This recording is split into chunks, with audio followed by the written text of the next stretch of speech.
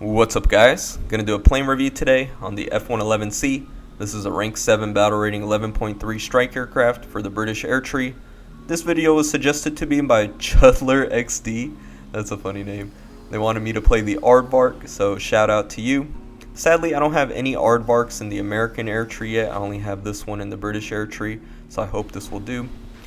This plane is actually pretty interesting. It flies for the Royal Australian Air Force, so it has the Australian flag on it. They're actually the only other user besides the United States that use the F-111, and they got their own variant, the C variant, when they put it into service. There are a couple key differences between the Australian and the American planes. The Australian ones only get access to bombs, so like dumb bombs, guided bombs like GBU, and all that. The American ones, you get a bit more weapons. You get like the AGM-65. I believe you get the D and the G variants. So the Australian one is a little bit more limited in terms of strike capabilities. However, you can do a lot with them. In terms of specs, this thing is a very high-speed strike aircraft. When it comes to air battles, I like to fly this thing low because you can maintain pretty high speeds when you're near the ground. And when it comes to ground battles, I mean, it really depends on the weaponry I bring, right? Laser guided bombs, I fly high. If it's unguided bombs, I fly low. It really depends. Now, looking at the weaponry, something interesting, you get access to a 20mm Vulcan with 2,000 rounds. However, it's a separate attachment, so you have to put it into the middle pylon. For missiles, you get up to 6 AIM-9Ls. These are really good all-aspect IR missiles, especially at this battle rating. You get, like I said, a bunch of unguided bombs, 500 pound, 2,000 pound. You get the GBU-15 IR guided bombs. These are really fun and ground realistic. And then you get 3 types of Paveway laser guided bombs. Now, I usually just bring the Paveway 3 because it's the biggest one, and then you use it by attaching the PaveTac targeting pod with it. Now, keep in mind the PaveTac targeting pod, if you want to use it, you can't use the Vulcan, so it's interchangeable. You have to pick either or, right?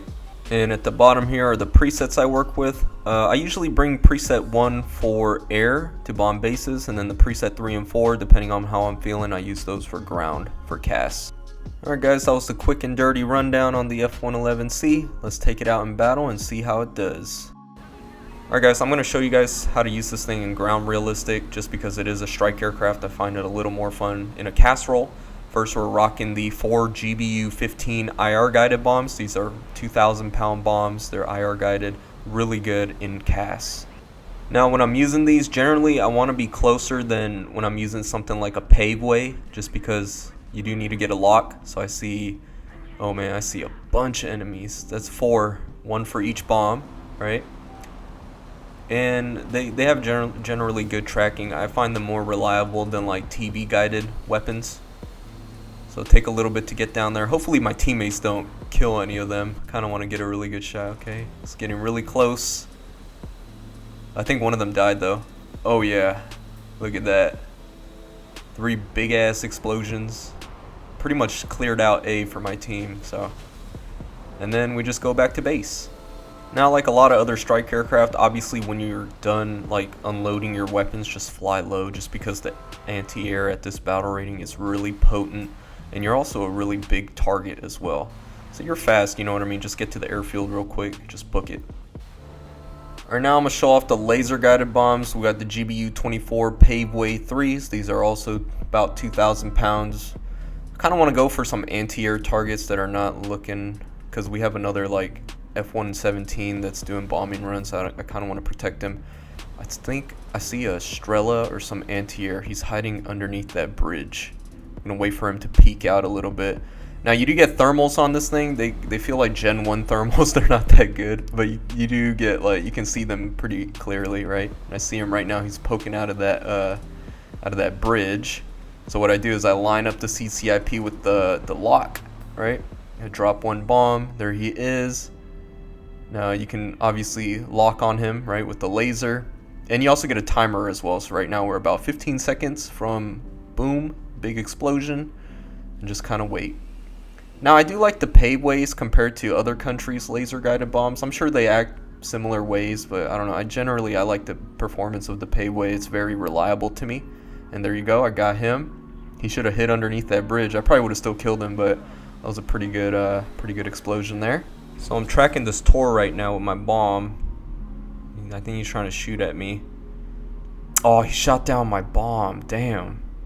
Well, I guess we'll go around again. So somehow this Tor still hasn't killed me, and I was able to make another like turnaround. And there he is again. I don't know if he just stopped like looking at me or he thought I died or something. I don't know. He's not shooting at me at all anymore. So I drop another pave way on him. I got about 15 seconds. There he is. He's just sitting there. I don't even know what's happening, man.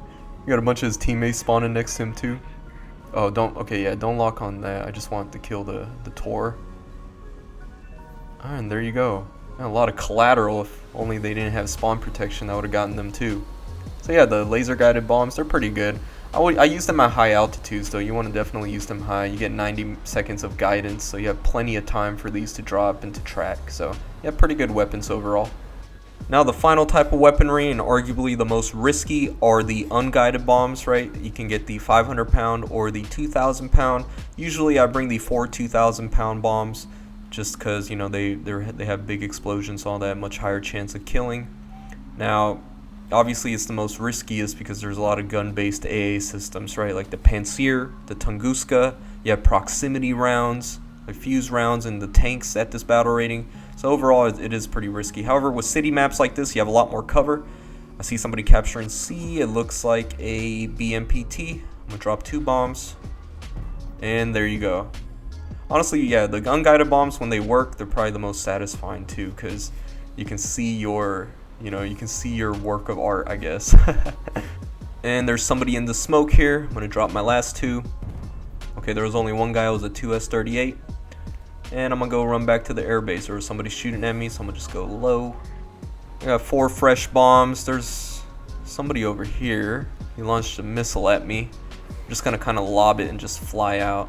Just throw 1. Oh, he got me though. Okay, I got him. It was a BMD4.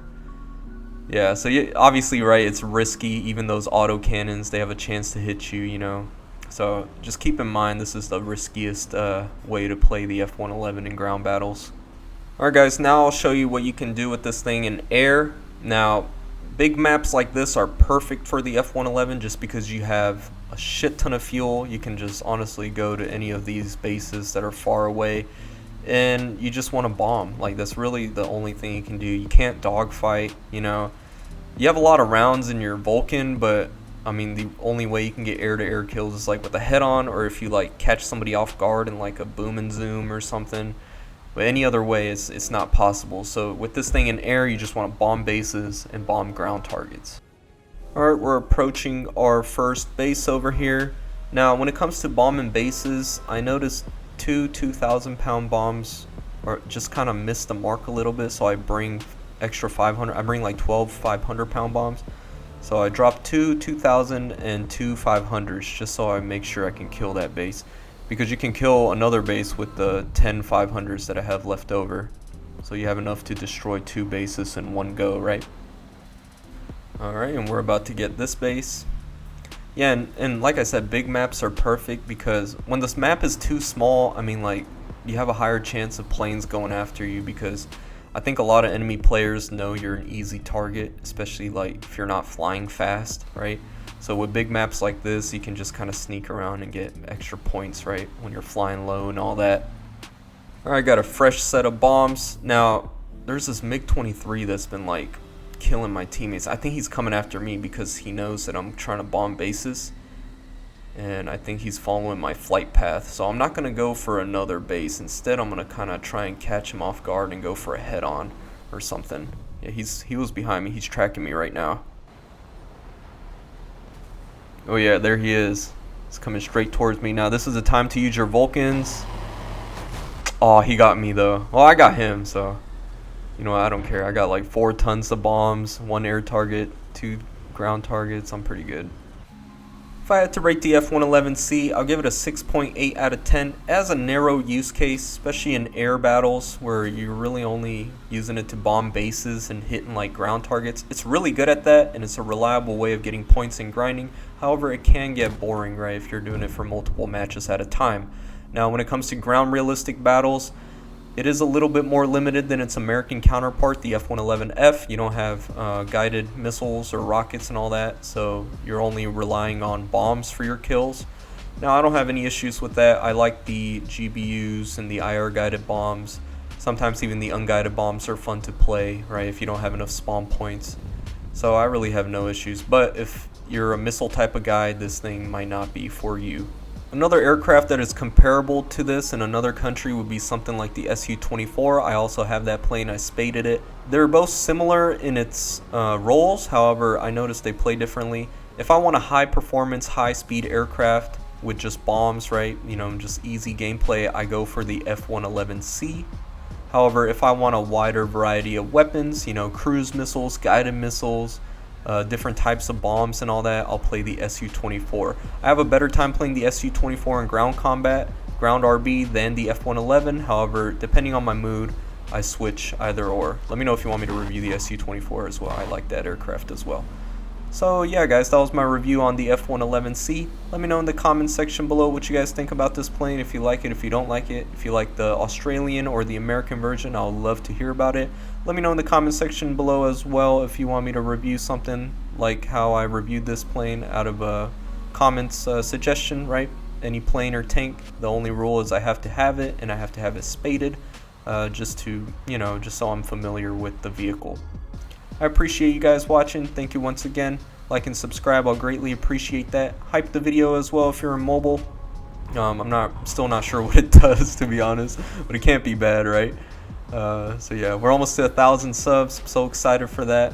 You know, thank you guys so much for all your support and just watching my videos and all that, you know.